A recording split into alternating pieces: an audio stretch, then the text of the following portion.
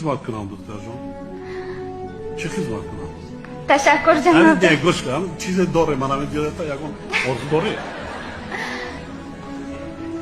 فقط سپاسگزارم. ها؟ فقط تشکر میگویم جناب عالی. بیا نصیحت کنی. همه این خدمت هایی که شما برای جوانان یا مهیا کردید. اگر نمی بار آمدین من نمیشناختم وقتی که سخن کردی دیدم. خب یک نصیحت کنید. یک سال دیگه تحصیل مونده است. این سال تمام میکنم این جناب. سال ختم میکنی.